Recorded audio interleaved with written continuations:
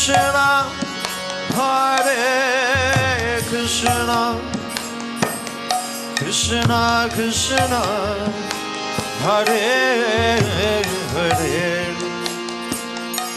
Hare Rama, Hare Rama. New Vraja Dhama, or Krishna Valley as it is also known, is a 250-hectare self-sufficient farm community south of Budapest, established by the Hare Krishna devotees in 1993. Located about 30 kilometers from the well-known Lake Balaton, Krishna Valley is a beautiful, natural environment where devotees practically display simple living, high thinking, one of the mottos of their society's founder, His Divine Grace, A.C. Bhaktivedanta Swami Prabhupada. The mission of the residents of Krishna Valley is to create a Varnashram society, that is, a society centered around the service of the Lord, in which the devotees may practice Krishna consciousness, living according to the principles of self-sufficiency, depending on the land and the cows, educating their children in spiritual life, all with the goal of attaining pure love of God and inspiring others to follow their examples. As society faces increasing pressures on rapidly dwindling resources, the devotees at New Vraja Dhama are establishing a template for sustainable living, which has at its heart the understanding that, as Gandhi put it, the world has enough for everyone's need, but not enough for everyone's greed. By chanting Hare Krishna, the devotees are able to develop an inner peace and contentment that naturally reduces the artificial and spiraling demands that consumer society impels us to meet. They are demonstrating how to chant Hare Krishna and be happy. My name's Tarun Krishna Das. My name used to be Tim. I'm from England. I moved here to Hungary 3.5 years ago. And this is my wife, Ati Sundri. She's from Russia. And she also came here 3.5 years ago to serve in a similar capacity as a pujari or a priest. I came in contact with Krishna consciousness when I was 20 in year 2000. I was living in London at that time. I was working and I was going to different appointments. I was working on Oxford Street, and one day one Hare Krishna devotee, he stopped me on the street and he gave me some books about Krishna, and I wasn't very enthusiastic. I didn't really want a book, but somehow or another I got one, I accepted one. And I looked at them a little bit, and I knew where the temple was, just off Oxford Street next to Soho Square. So one time I went into the temple, and when I went in and met the devotees, then I just knew that this was what I was looking for. My name's Lawrence. Now I'm 20 years old, and I've been living and coming to this Hare Krishna temple for 3 years. I'm focusing on distributing the Bhagavad Gita, which is very much the essence and the foundation of our philosophy. I had a really good time as a monk in Soho Street. I was very happy there. Life as a monk is very focused. You spend your time reading about spiritual subject matters and giving that knowledge also to other people. Whether that may be going out on the street, singing and dancing, or distributing books, or giving classes. So it was very nice. I liked it very much. I was there for 7-8 years, and it's a very nice community. I feel very, when I think of my time there and think of the people who were helping me, I feel very indebted that they helped me to advance in spiritual life and take up spiritual life at that time. Hare Krishna, my name is Embassies. This is my good wife Priya and my daughter Somali. And actually, I first met the Hare Krishnas in my hometown, which is the Channel Islands, Jersey. And I came to London and I spent some time at the London Soho Temple. And then after that, I was looking for a pioneering project in England where there was some new Hare Krishna teachings going on, and some devotees were doing that in Brighton. So I went to see what it's like, and I very much liked it. In 2011, the Brahmacari Ashram, we traveled to New Vraja Dhama, which is in Hungary, which is a very beautiful and peaceful community set up by His Holiness Shiva Swami. to make your life as simple as possible, is to accept only preferably only accept the necessities of life.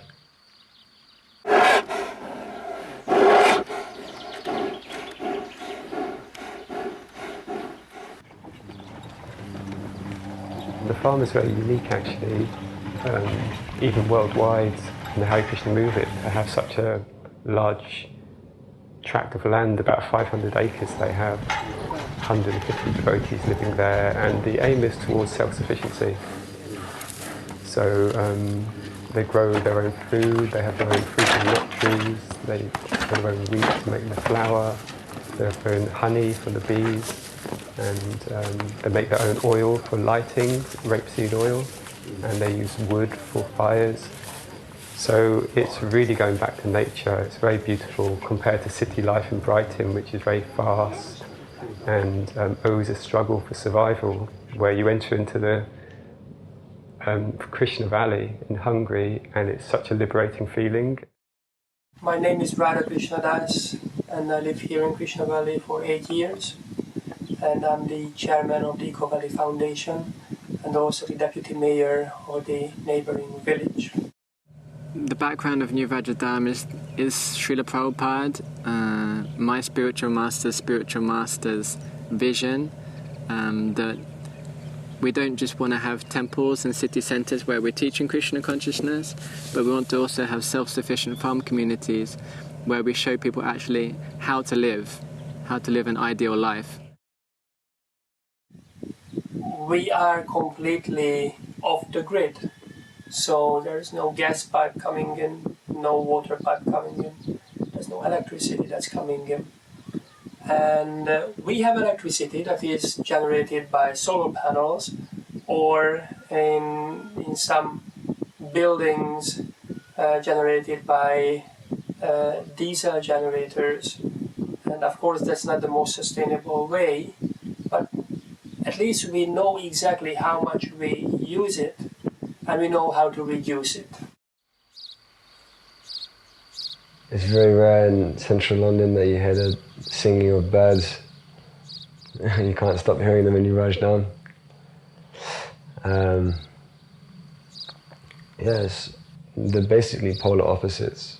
If you want to compare them, there's literally a juxtaposition. Vraja Dhama is very scenic, nice hills and greenery, nice trees. Krishna Valley is fully self-sufficient in vegetables and fruits. That means 100%. We have 10 times more grain than we need. We have 7 times more honey than we need. And we have planted 380,000 trees in the last 19 years.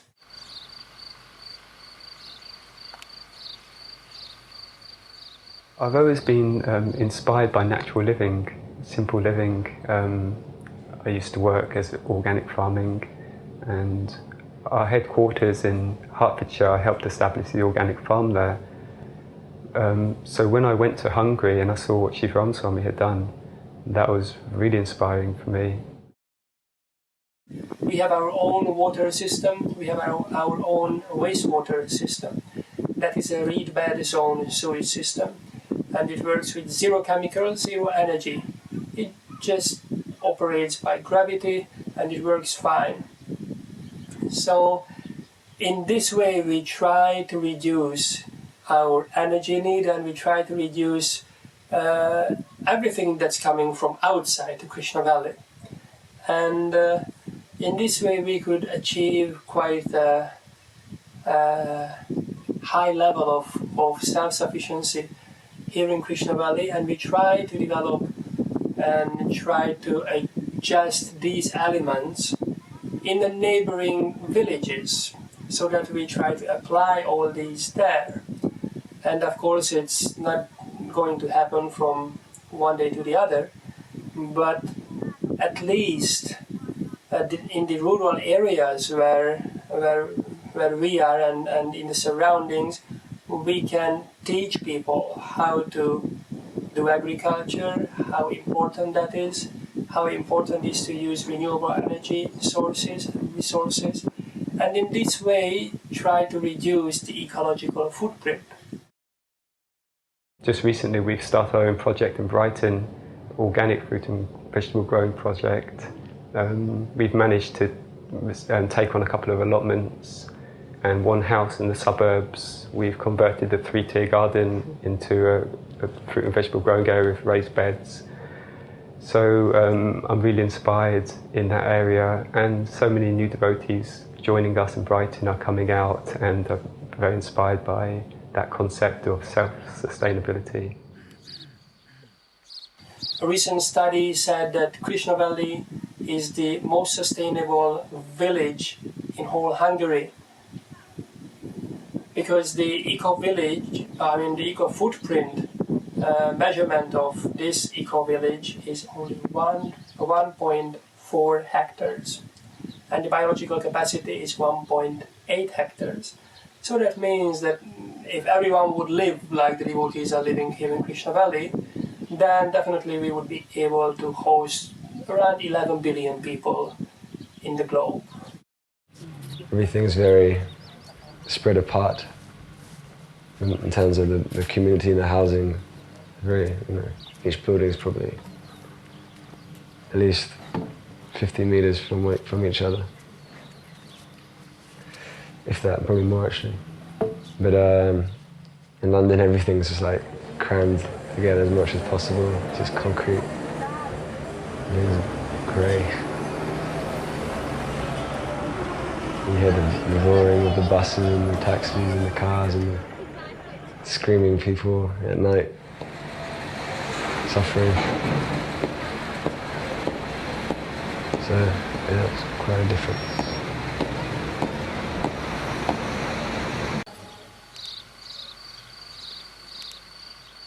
And it's very spiritual as well, the energy there, because so many devotees living together creates a very nice spiritual energy.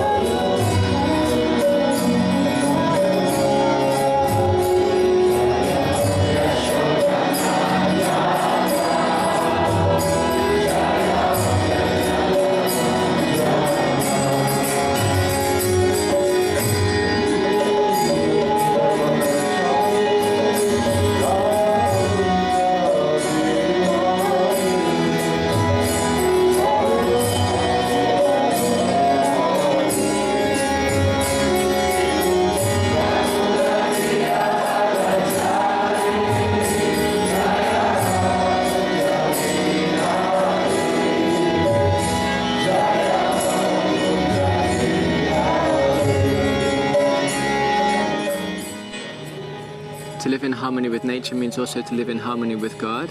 So if we're trying to become God conscious, then living in harmony with His creation is an important aspect of that.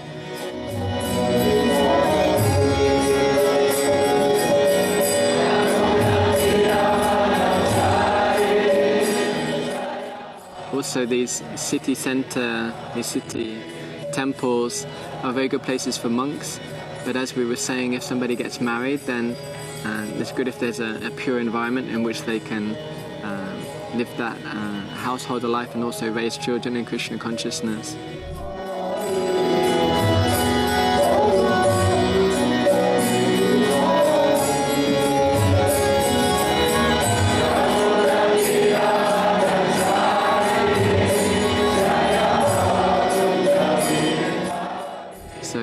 My spiritual master saw that not everybody would remain a monk, but most Hare Krishnas would also get married and have a family.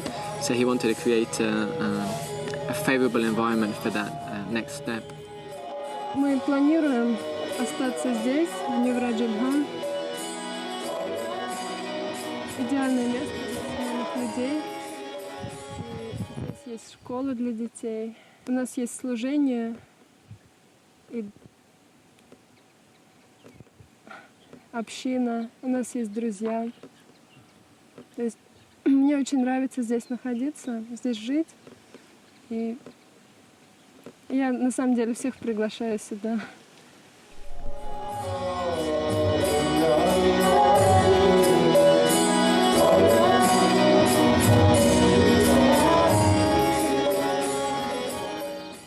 If you look at the history of the Krishna consciousness movement in the West, since the mid-60s, Initially, the first people who took shelter of Krishna consciousness through Srila Prabhupada, the founder of the movement, they would all live in the temples, so maybe 90% of the people were monks living in the temples. But recently, most people live outside now, most devotees are practicing outside, and it's a minority that actually live in the temple as monks. Some people might have the good fortune to receive some training in the temples, but family life is a natural thing. You know, often when we're young, to live as a monk can seem like the way to go, and it is very good for training.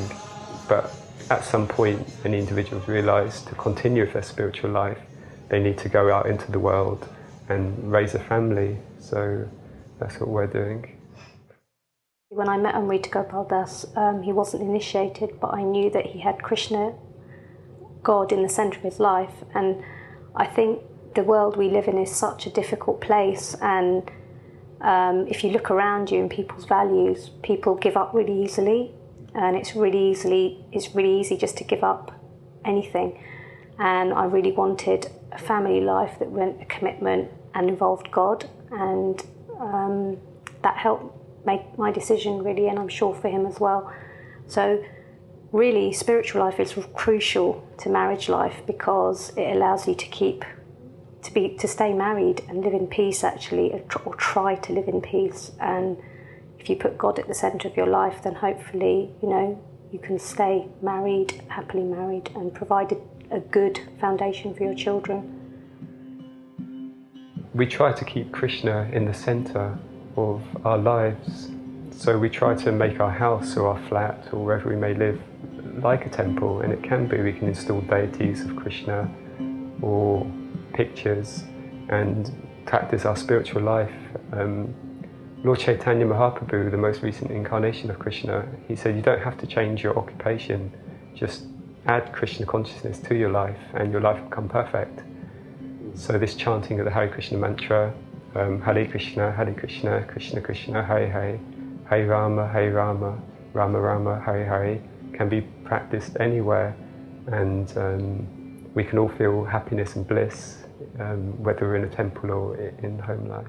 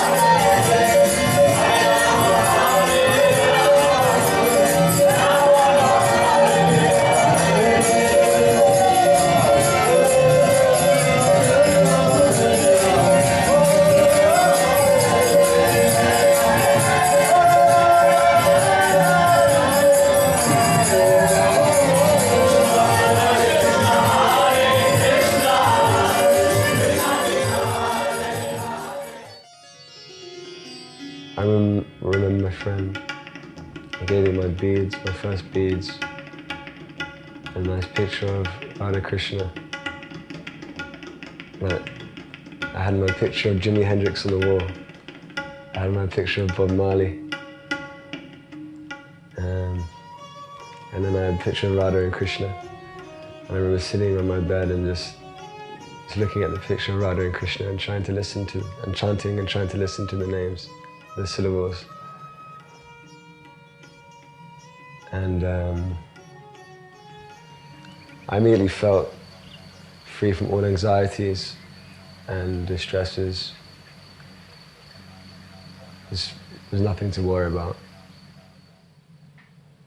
And then after that, I read in The Science of Self-Realization, as Srila Prabhupada was saying, that the spirit soul is eternal by nature, and therefore he's automatically, when you're on this level of consciousness, you're free from all anxieties. And I was thinking, I just experienced that, and I became so ecstatic. I just started dancing in my room, and I ran to my friend's house, and I thanked him,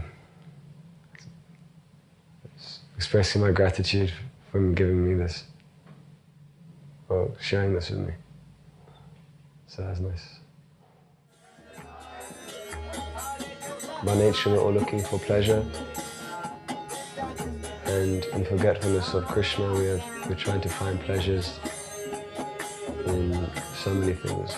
There's so many examples. But by chanting, we are turning our face towards Krishna and begging him to please engage us in the service, so we can actually experience and taste this pleasure we're looking for, which really satisfies the self. All these other things, they don't satisfy us. They just complicate things more, create more anxiety, more disturbance. But if we connect to Krishna purely through his names, then we really experience something you never experienced before, or something that you have experienced but you've forgotten.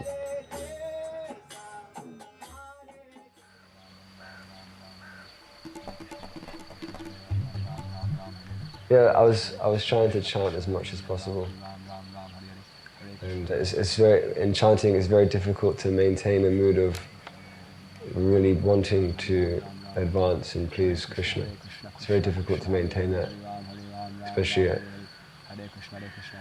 when you have so many other material desires in your heart. So throughout the whole time in the Vraja Dhama, I was trying to just keep my mind fixed on wanting to just, chant properly and without any offense. Spiritual life, it's not easy, I'll be honest, it's not easy, because it's easy to get entangled in this world. But when you really surrender and give up things, like I've given up drinking, I gave up eggs, I noticed a lot of changes when I started doing those things, and I felt really, really happy, and I felt very, very more in touch with my spiritual side. I'm not initiated, I'm not aspiring for anybody, not yet. I'm trying to chant, but I hope one day I reach that level too.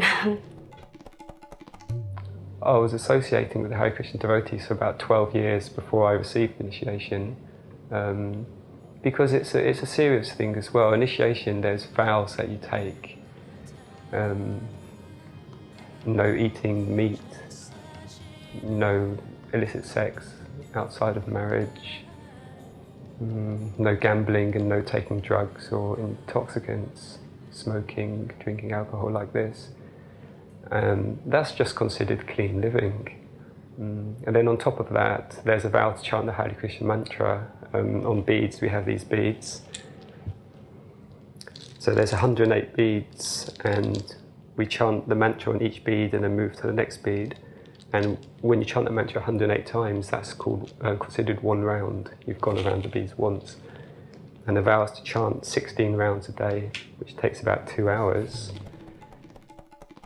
A lot of people describe initiation as it's like a contract, it's like a marriage.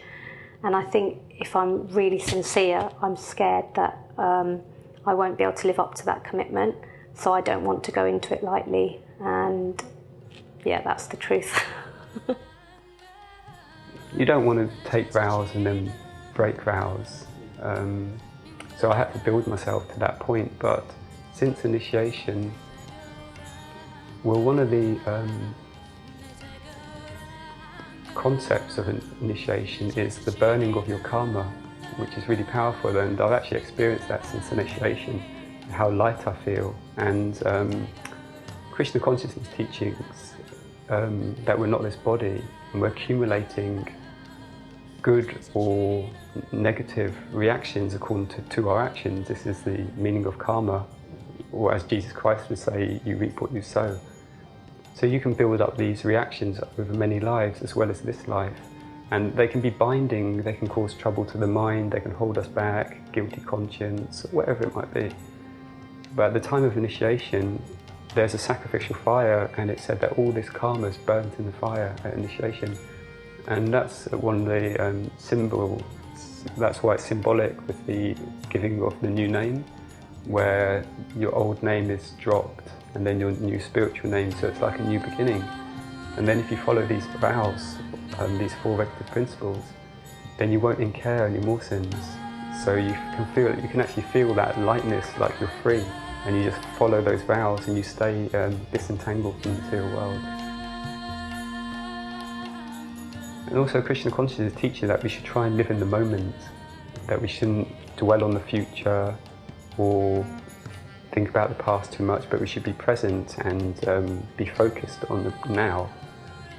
And I very much was so at that time. When I was sitting there just for initiation, I was very focused, my mind wasn't going anywhere, it was really present. So the Guru is good like that. In their association, they help you be present and be aware of what's going on inside you as well.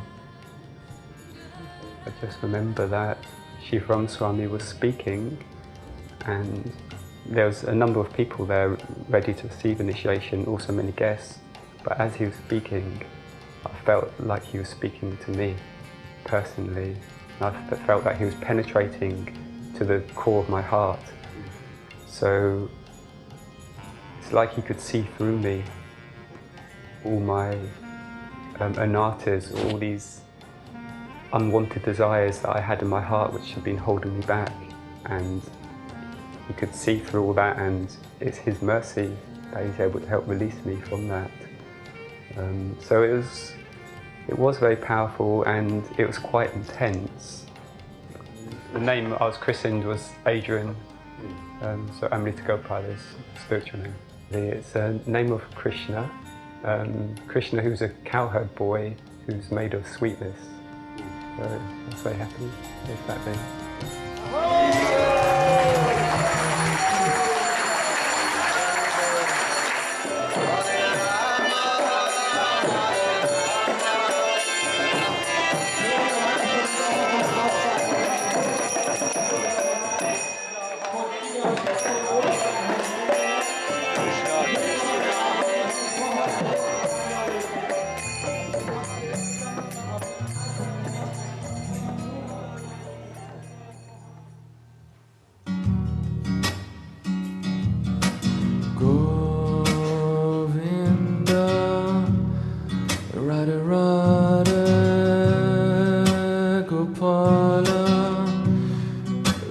Radhe